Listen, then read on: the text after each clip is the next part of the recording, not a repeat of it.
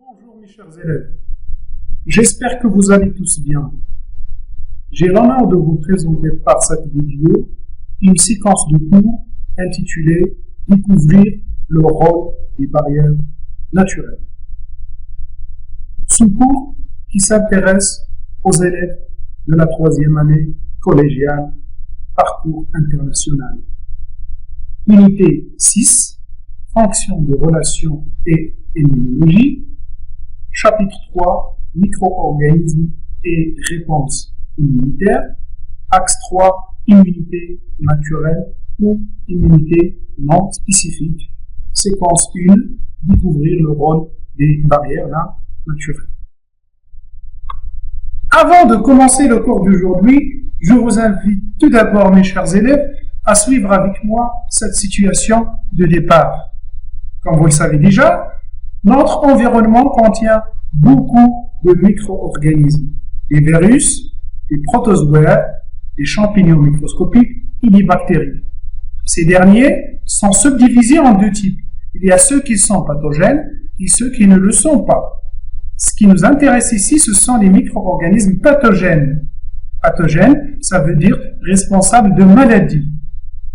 Si ces micro-organismes pathogènes arrivent à pénétrer dans notre organisme, sachant que ce dernier contient les conditions favorables au développement, à la multiplication et à la prolifération des micro-organismes, ils vont causer des maladies et ils peuvent aller jusqu'à la mort de l'homme. Mais on ne tombe pas tout le temps malade. Malgré qu'on est au contact de ces micro-organismes toujours, en permanence, on ne tombe pas tout le temps malade. Cela va nous pousser à poser une question. Pourquoi l'homme ne tombe pas malade malgré son contact avec les micro-organismes? Malgré les agressions continues de ces micro-organismes, on ne tombe pas malade. La question c'est quoi? Pourquoi on ne tombe pas malade? On répond parce que nous disposons d'une arme. Nous avons une arme qui défend notre santé. Cette arme-là fait face aux agressions des micro-organismes. C'est quoi cette arme alors? C'est le système immunitaire. Donc, c'est quoi le système immunitaire par définition, mes chers élèves? Quand on entend parler de système immunitaire, ça veut dire un système qui existe chez l'homme et aussi chez l'animal et qui permet de défendre sa santé, de défendre l'organisme. De défendre contre quoi? C'est contre les agressions des agents pathogènes en général qui peuvent lui causer des maladies. Il y a une science qui s'intéresse à l'étude de ce système, c'est ce qu'on appelle immunologie. Donc, l'intitulé de notre cours d'aujourd'hui, c'est la défense de l'organisme contre les agents pathogènes. Comment notre organisme arrive à se défendre contre les agents pathogènes? Cela se fait grâce à la présence de quoi? D'un système intitulé le système immunitaire. Comment il fonctionne ce système immunitaire? C'est par des immunités non spécifiques et des immunités spécifiques.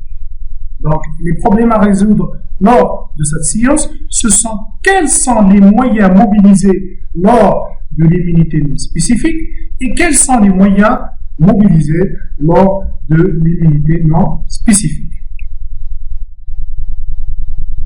Commençons premièrement par le mécanisme de l'immunité non spécifique. Comme vous le savez déjà, l'organisme humain dispose d'une défense lui permettant en permanence de s'opposer à la pénétration des microbes et à leur invasion. Cette défense est l'immunité non spécifique, c'est-à-dire qu'il s'oppose à toutes sortes de microbes sans distinction.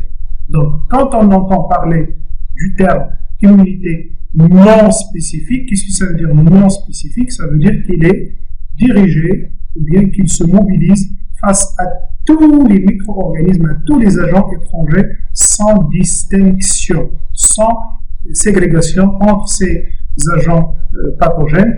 Il s'oppose à ces agents pathogènes-là sans distinction.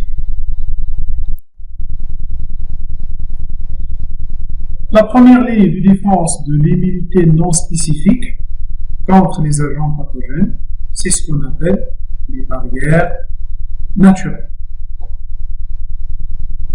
Ah, barrières naturelles. Par cette activité 1, on va mettre en évidence ces barrières-là naturelles. Comme l'indique le document suivant, nous avons ces barrières-là qui sont divisées en deux types. Voilà. Nous avons les barrières chimiques et les barrières mécaniques. La première barrière mécanique connue, c'est la peau. La peau, c'est l'organe qui est constitué de 3 couches. Nous avons la couche superficielle qui s'appelle l'épiderme. Nous avons la couche médiane qui s'appelle le derme. Et nous avons la couche profonde qui s'appelle l'hypoderme.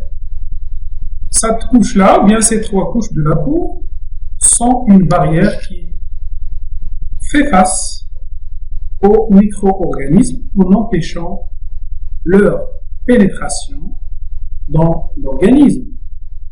Regardez, comme l'indique cette photo, ce document, les micro-organismes se trouvent partout autour du corps de l'homme, sur les cheveux, dans le visage, sur les épaules, dans tout le corps de l'être humain, mais la peau constitue une barrière qui empêche, qui fait face à cette pénétration, interdit de pénétrer dans l'intérieur du corps, parce que la peau contient les 3 couches qui résistent à la pénétration des micro-organismes à l'intérieur du corps. Nous avons aussi des cils qui tapissent la paroi interne de la trachée. Ces cils-là, ce sont de minuscules cils vibratiles qui bougent et qui expulsent les micro-organismes qui essaient de pénétrer dans les poumons. Donc, les cils, ce sont aussi une barrière mécanique. Ils empêchent la pénétration des micro-organismes à l'intérieur du corps. Et nous avons aussi les muqueuses. Voilà, ces ensembles de cellules qui tapissent les voies respiratoires, les intestins, l'appareil génital, etc. Ces muqueuses aussi empêchent la pénétration de micro-organismes à l'intérieur, pathogènes à l'intérieur du corps humain.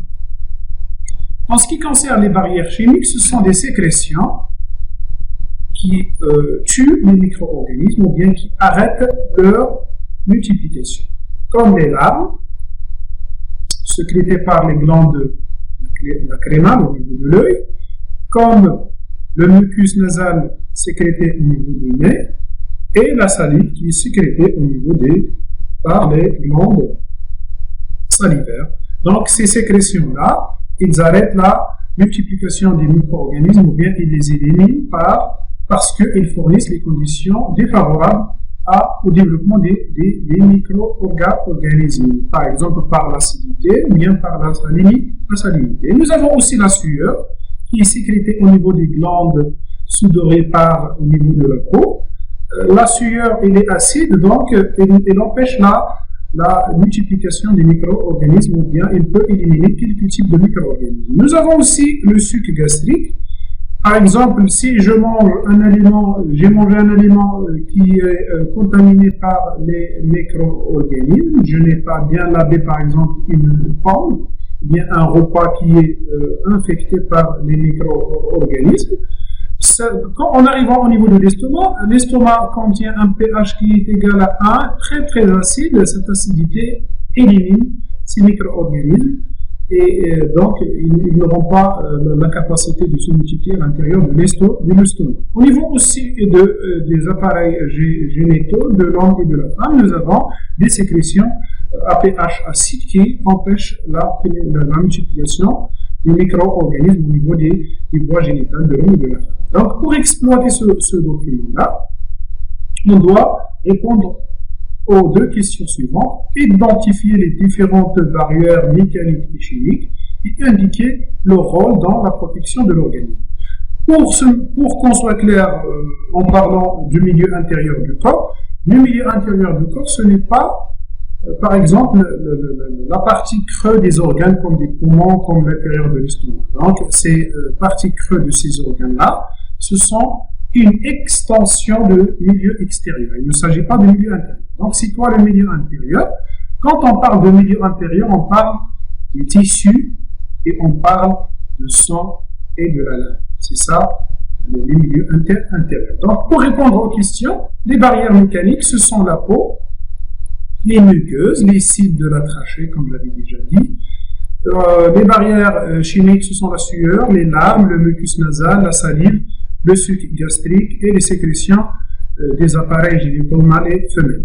Quel est le rôle de ces barrières-là? Les barrières, ce sont des barrières tout d'abord naturelles. Pourquoi naturelles? Parce que nous disposons de ces barrières depuis la naissance. Donc, ce sont des barrières naturelles qui empêchent la pénétration ou l'infiltration de la majorité des micro-organismes à l'intérieur du corps. Je répète, l'intérieur du corps, c'est le sang et la lymphe et les tissus. Ce n'est pas l'intérieur creux des organes comme l'estomac, ou bien les intestins, ou bien les poumons. Ça, c'est une extension du milieu extérieur. Pour conclure, nous avons deux types de barrières. Les barrières mécaniques, comme la peau, et les muqueuses. Et nous avons les barrières chimiques, comme la sueur, qui est acide. L'acidité n'est pas favorable au développement de la majorité des micro-organismes. L'acidité gastrique élimine les micro-organismes ayant réussi d'atteindre la lumière de l'estomac. Nous avons les spermines et les sécrétions vaginales, dont les propriétés sont antibiotiques, cela veut dire qu'elles éliminent les micro-organismes. Et nous avons le mucus, comme le mucus nasal, les mucus bronchiques, qui enveloppent les bactéries, qui peuvent être refoulées vers l'extérieur. Et finalement, nous avons les larmes et le mucus nasal et la salive qui contiennent des enzymes lytiques. C'est quoi lytique? Ils détruisent les parois des micro-organismes. Le désozyme, par exemple, qui détruit certaines bactéries en dégradant leur paroi. Donc, si la paroi est dégradée, cela veut dire que la bactérie est éliminée. Mes chers élèves, je vous remercie d'avoir suivi avec moi scrupuleusement cette leçon. Rendez-vous dans la vidéo prochaine dans laquelle je vais entamer avec vous les autres immunités non spécifiques, la réaction inflammatoire et la phagocytose. Au revoir.